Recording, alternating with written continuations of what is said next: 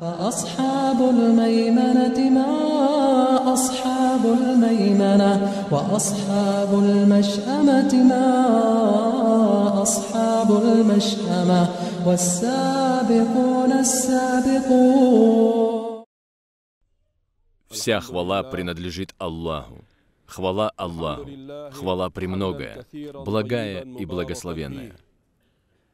Я свидетельствую, что нет божества достойного поклонения, кроме единого Аллаха, у которого нет сотоварища, и я также свидетельствую, что наш господин Мухаммад, его раб и посланник.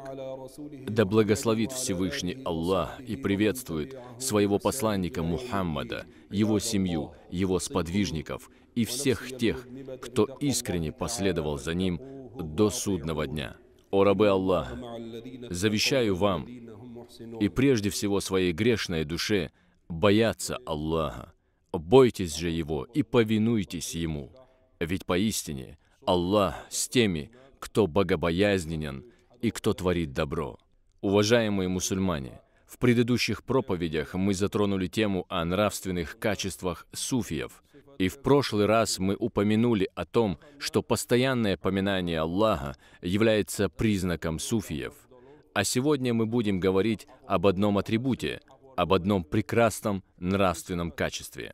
О таком качестве, которое, пока оно будет практиковаться среди нас, станет причиной благодати, взаимной любви, мира и согласия в нашей повседневной жизни. Это совершение добра в ответ на причиненное зло. Наши праведные предшественники и приближенные Аллаха, которые проповедовали в наших краях, в своих речах, говорили: «Отвечай причинившему тебе зло добром». И ученые, наряду с этим качеством, упомянули еще одно: «Отвечай причинившему тебе зло добром и приноси пользу людям». Всевышний Аллах говорит в своей священной книге: «Не равны добро и зло». Как же они могут быть равны? Это же невозможно. Хорошее деяние и плохое деяние, добро и зло, они не одинаковы. Далее Аллах, свят Он и велик, говорит: «Оттолкни же зло тем, что лучше», то есть ответь своему обидчику добром. Именно из этого аята взят принцип у суфиев: «Отвечай добром на зло». Если кто-либо проявит по отношению к тебе свой гнев, прояви терпение. Если проявит грубость, отвечай мягкостью и кротостью. Это и есть смысл данного аята. И если ты будешь так поступать, то, продолжает Всевышний, и тогда тот, с кем ты враждуешь, станет для тебя словно близкий, любящий родственник. То есть тот, с которым у тебя была вражда, если ты проявишь свой благородный нрав и терпение, станет для тебя как ближайший друг. В другом аяте Аллах говорит: «Которые сдерживают гнев и прощают людям, воистину Аллах любит творящих добро». То есть сдерживают свой гнев, сделав горький глоток терпения, в то время как они были в силах проявить этот гнев и прощают людям.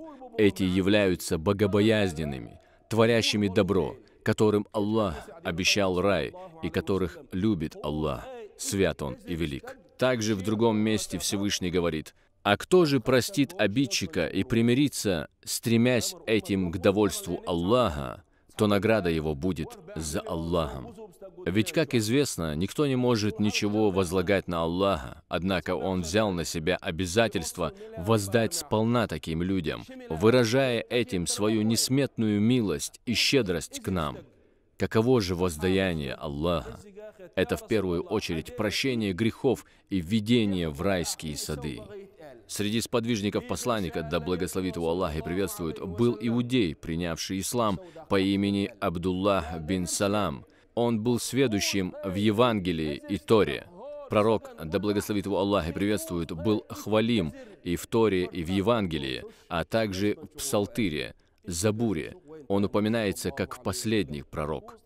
И Абдуллах бин Салам, да будет довольным Аллах, рассказывая об описании посланника Аллаха, да благословит его Аллах и приветствует, приводимого в Торе, говорил: «Он не отвечает причиненному ему злу таким же злом, однако он прощает и проявляет снисхождение. Посланник Аллаха, да благословит его Аллах и приветствует, сказал: когда рабы будут построены Аллахом для расчета, глашатай скажет: пусть тот, чья награда за Аллахом, встанет и войдет в рай. Его спросят: а чья награда за Аллахом? Он скажет: тех, которые прощали людей в мирской жизни. И тогда столько-то тысяч человек встанут и войдут в рай без расчета. Также в другом хадисе пророк, да благословит его Аллах и приветствует, сказал, что 70 тысяч человек из его общины войдут в рай без расчета. Представьте, как же многочисленна община пророка, да благословит его Аллах и приветствует.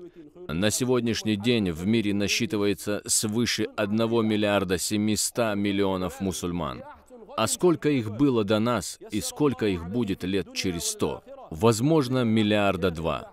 Сподвижники, посчитав количество 70 тысяч малым, сказали: «О посланник Аллаха, о, если бы ты попросил у своего Господа еще больше!» Тогда он, да благословит его Аллах и приветствует, сказал, что попросил Аллаха, и он дал ему обещание, что с каждой тысячей будет еще 70 тысяч человек, которые войдут в рай без расчета.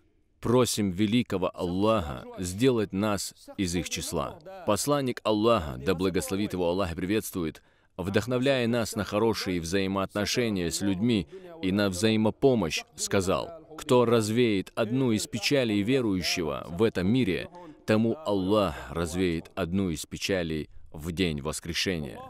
Ведь печаль этого мира – ничто по сравнению с печалью Дня воскрешения. Кто облегчит человеку, находящемуся в затруднении, будь это озабоченный бременем долга или еще чем-то, и ты простишь ему долг или поможешь ему, тому Аллах облегчит в этом мире и в следующем. А кто покроет недостатки мусульманина, посмотрите, братья, в какое время мы живем.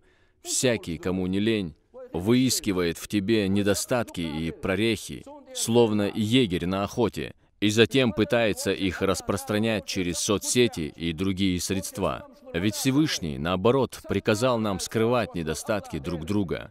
И если ты покроешь недостаток мусульманина, то, как говорит далее пророк, да благословит его Аллах и приветствует, того Аллах покроет в этом мире и в следующем.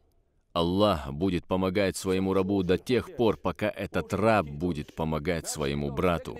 Концовка этого хадиса обращает наше внимание на то, как сильно желание нашего Господа, чтобы мы поддерживали друг друга, протягивали друг другу руку помощи в нужный час. Как же сильно желает Всевышний и Его посланник, да благословит его Аллах и приветствует, чтобы мы были братьями друг другу. Почему мы не можем стать таковыми, имея такую возможность? Ведь у всех нас есть много недостатков, начиная с меня самого. Если бы Аллах вывел наружу наши недостатки как есть, мы не пожелали бы даже поприветствовать друг друга. Одно из качеств Аллаха – ас-саттар. Оно означает «скрывающий недостатки и грехи людей». Так как Аллах по своей милости покрывает наши грехи, мы можем относиться друг к другу хорошо. Мы должны скрывать недостатки друг друга, иметь искренние, доброжелательные отношения, любя друг друга ради Всевышнего Аллаха. Это и есть путь суфизма. О, брат-мусульманин, не хочешь ли ты, чтобы Аллах, свят Он и велик, сильно полюбил тебя? Тогда внимай этим словам пророка, да благословит его Аллах и приветствует, и более того, практикуй их в своей жизни.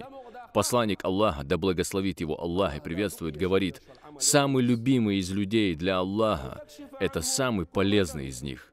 Кто приносит пользу людям, кто решает их проблемы, кто исполняет нужды людей – это самый любимый для Аллаха его раб». Далее он, да благословит его Аллах и приветствует, говорит: «А самое любимое деяние перед Аллахом Всемогущим и Великим – это радость, которую ты приносишь мусульманину. Коль у тебя есть возможность вселить радость в сердце мусульманина, так сделай же это, а не огорчай его. Не обижай его и не создавай ему проблемы. Наоборот, стань причиной его радости и спокойствия. Ведь это самое любимое деяние пред Аллахом». И далее он, да благословит его Аллах и приветствует, продолжает: «Или развеяние его печали. Ведь если ты развеешь его печаль, Это и есть радость, вселяемая в его опечаленное сердце, или утоление его голода. К примеру, это может быть слабый и немощный бедолага, который еле-еле сводит концы с концами, или у которого много домочадцев или сирот на попечении. Не всех сирот сегодня можно отнести к нуждающимся. У большинства из них или пенсия от государства, или унаследованное имущество и тому подобное. Однако утешение сироты и проявление ласки к нему, хотя бы погладив по голове, станет причиной наполнения сердца верой и мягкостью, как об этом сказал посланник Аллаха. Пророк, да благословит его Аллах и приветствует, также сказал: «И поистине прийти на помощь своему брату-мусульманину в том, в чем он нуждается, любимее для меня, чем совершить затворничество, ихтикаф, в этой мечети в течение месяца». Давайте вот здесь подумаем. Совершение одной молитвы в мечети пророка, да благословит его Аллах и приветствует, приравнивается по награде к 1000 молитв в какой-нибудь другой мечети, подобно этой, за исключением мечети Аль-Харам в Мекке. Как много ты сможешь поклоняться Аллаху в течение месяца? Сколько молитв ты сможешь совершить в мечети пророка, да благословит его Аллах и приветствует, в течение этого промежутка времени? А сколько ты сможешь поминать Аллаха? Какое бы поклонение ты ни совершал в мечети пророка, да благословит его Аллах и приветствует, оно будет увеличено в 1000 раз. Так вот, посланник Аллаха, да благословит его Аллах и приветствует, говорит, что ему более любимо прийти на помощь нуждающемуся брату, нежели это поклонение на протяжении месяца. Затем в хадисе следует: «А тот, кто сдержит гнев в отношении брата своего, тому Аллах скроет его недостатки, и тому, кто сдержит свой гнев во время, когда он хотел излить его, но он сдержал себя, Аллах наполнит его сердце надеждой на свою милость в судный день». И тогда что с ним будет, дорогие братья? Его сердце наполнится надеждой на милость Аллаха, и, следовательно, он будет радоваться, и печаль не охватит его. Он будет уверен, что Господь смилостивится над ним, и Он, свят Он и велик, оправдает его надеждой. И кто вышел помогать своему брату в его нужде, пока он не поможет ему, тому Аллах укрепит его стопы в тот день, когда стопы будут скользить на мосту, который будет протянут над адом. Как же велико и значимо то, что Аллах, свят Он и велик, установил между нами братство и взаимопомощь. Дорогие братья, в завершении этой проповеди хочу призвать вас, и прежде всего себя самого, к одной вещи, и большая просьба внять этому призыву. Приближенные Аллаха и большие ученые, услышав какой-нибудь хадис пророка, да благословит его Аллах и приветствует, тотчас устремлялись претворить его в жизнь. Давайте ради Аллаха и ради достижения довольства Его посланника, мир Ему и благословения Аллаха, сегодня же, до окончания этого дня, с позволения Аллаха, совершим такое деяние, которое утешит и поддержит хотя бы одного мусульманина. Нас покроет милость Аллаха, Его довольство и довольство Его посланника, да благословит Его Аллах и приветствует. Если есть среди нас тот, кто разорвал родственные связи и восстановит отношения с родственниками, это будет ему зачитано как деяние, заслуживающее довольства Всевышнего, и, как говорил пророк, да благословит его Аллах и приветствует, это послужит ему причиной благодати в жизни. Если ты пойдешь к бедняку и дашь ему что-то, даже если это будет 100 рублей, это будет для него поддержкой. И если кто-нибудь из родных или близких болеет, а ты навестишь и утешишь его, то радуйся, потому что пророк, да благословит его Аллах и приветствует, обрадовал нас вестью о том, что такой человек идет к больному, плавая в море милости Аллаха, и если помолиться за него, то он погружается в это море. Братья, давайте договоримся, что до окончания этого дня мы совершим это доброе дело. Да поможет нам всемогущий Аллах. Да одарит нас Аллах любовью друг к другу, взаимоуважением, взаимопомощью и благодатной жизнью. Да осчастливит Он нас в этом мире и в мире вечном. И на этом я завершаю. Прошу у Аллаха прощения для себя и для вас.